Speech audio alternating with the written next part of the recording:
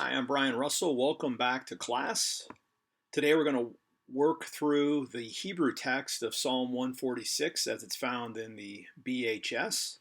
So I invite you to open up your Hebrew Bible to Psalm 146 and try to read along.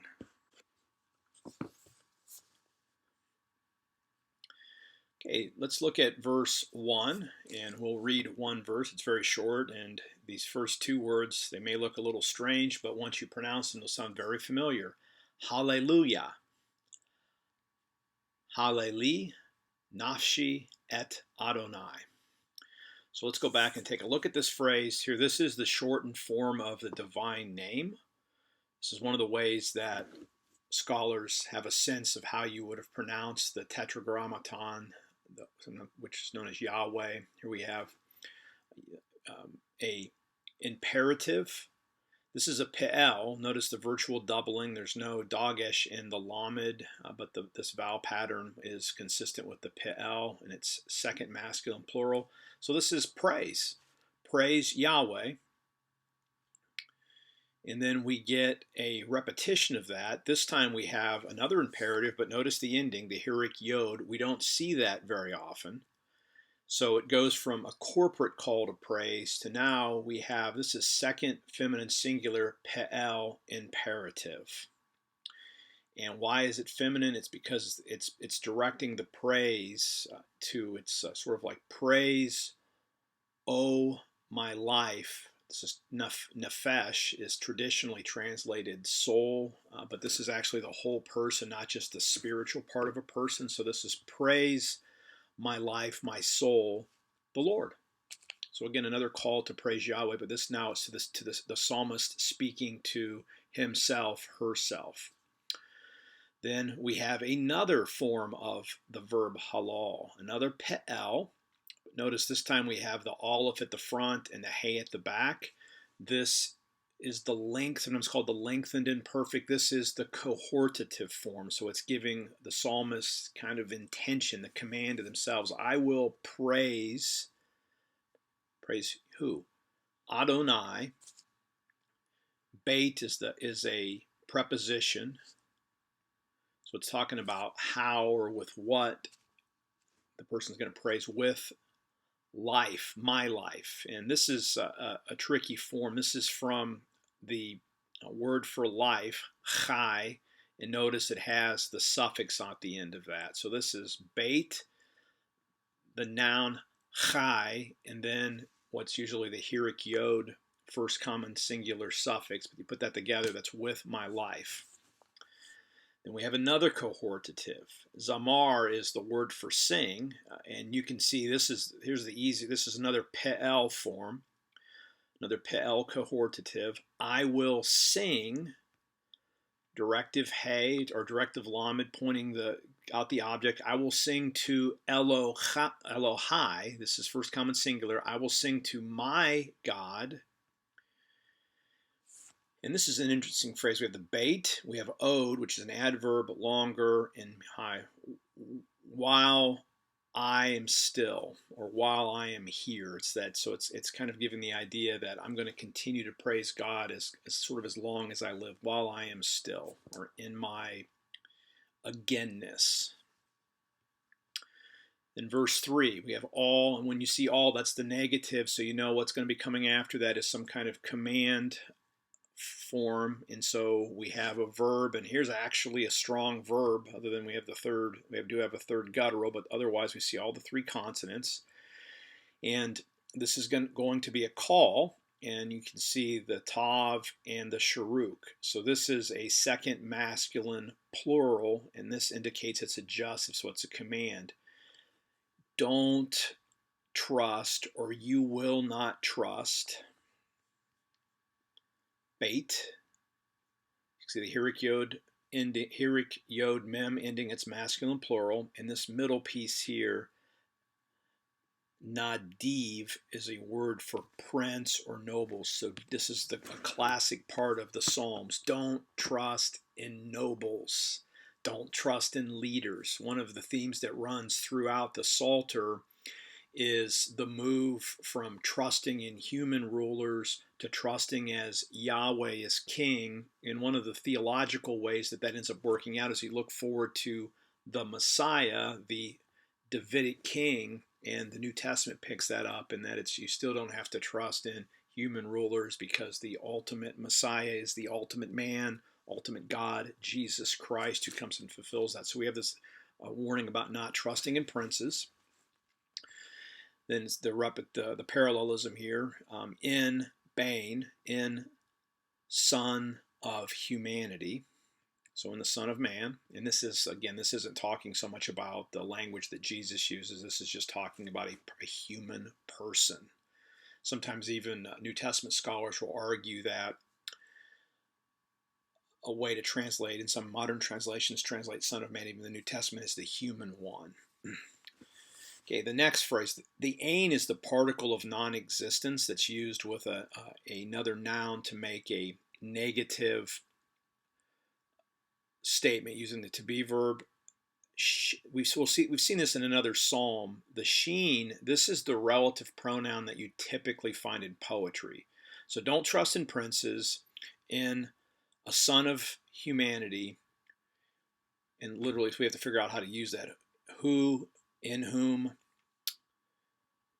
there is not for him salvation. So why can't you trust in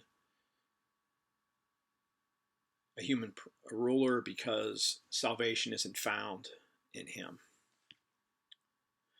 Okay, now we get another verb, teitse. This is from yatsa, the verb, and we have a tav on the front, so that's this is a third feminine singular. It can also be second masculine singular. It's third feminine singular here. Ruach is the verb, the subject. Ruach, the word for wind, spirit, breath, that's feminine, so you have this feminine verb. His spirit will go out.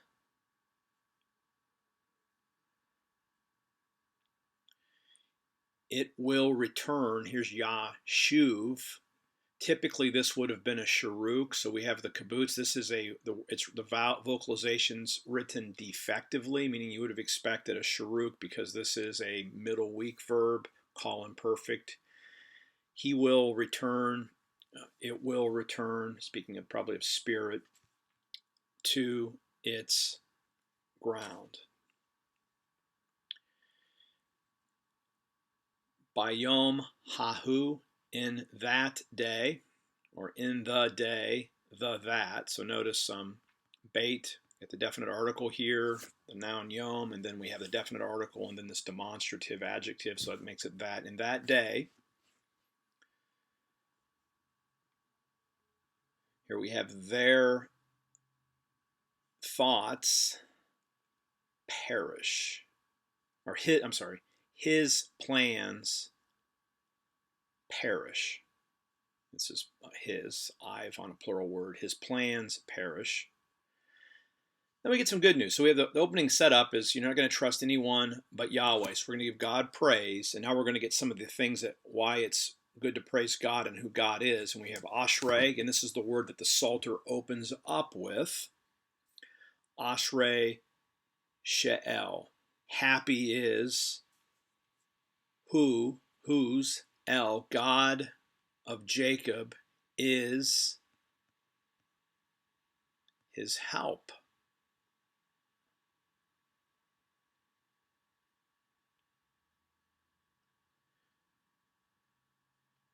His hope is in Yahweh, his God. You might even say whose hope is in Yahweh, his God. So it's talking about the blessed one. So who's the blessed one? The person whose help is in the God of Jacob, whose hope is in Yahweh, his God. Now, who else? Who's Yahweh exactly? Now we have some participles. Here's a call, masculine, singular, absolute participle. The one making heaven, va'aretz, and earth. Hayam, this is Yam, not Yom, the sea, and all which in them. Talking about what's in the sea, probably what's in the heavens. Then we have another, and notice the Atnach disjunctive accent mark right here. That little looks like a wishbone. Now we're going to have another participle. The one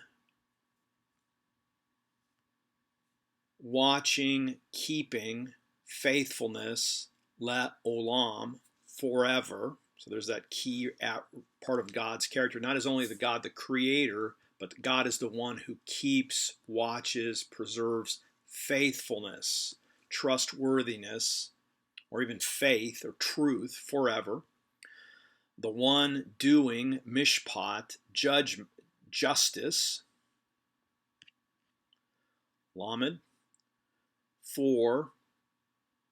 Now, this is, notice we have a hirik yod mem, so we know it's masculine, plural. Notice this vowel pattern here in the middle. That sharuk vowel is a signal of a call passive participle. So this is the word, actively it means oppressed, passively being oppressed, to the ones, and this is the definite article here. This is written with compensatory lengthening. The hey elides out of there, to the, so it's the one doing justice for the ones being oppressed. Natain, this is a call active participle, masculine singular. The one giving, lachem, again, notice this isn't lehem, this is lachem, so this is a noun for bread. The one giving bread to the hungry ones. Right, here's plural of hungry, and this again another definite article. And now we have the word Yahweh, hiphil participle, releases. This is from the verb nun tav resh, and so notice the signs of the hiphil participle. You get a mem on a hiphil, and we have the A class vowel and then the hirik yod. The nun assimilates in this form. So we have Yahweh, the one releasing, and this is a call passive participle. There you can see the sharuk again. Again, compare that with the one up here. This is to the ones being oppressed. This is the ones being bound or prisoners. What else can we say about Yahweh? Yahweh, poche ach. This is a furtive patak, so that's just there for pronunciation. But otherwise, this is the call active participle, masculine singular. The one opening the blind. Yahweh, the one raising up. Again, another call passive, the ones being bowed, or the ones who are humbled, the ones who are being bent down. So this is a picture of God bringing up the ones who are all bowing down. Yahweh, the one loving tzaddikim, the righteous. Now, this is what's interesting about this. We have this whole list of kind of oppressed persons. We have the bowed down, we had the blind, we had the ones who are bound, we had the oppressed, we had the hungry, and then right in the middle of this we get this, Yahweh loves the righteous. One of the implications of that is that these marginalized groups are actually among the righteous. Now, in our modern theology, we say, of course, but if you have any kind of prosperity gospel thinking that a mark of being connected to Yahweh is abundance, you wouldn't necessarily think that these oppressed persons, the hungry, the bound, the marginalized, the oppressed, are part of the righteous, but this declares that. And so then who else gets included in this? Yahweh, the one watching, here's the second time we've seen this one, or keeping, strangers or sojourners, the fatherless, and widows.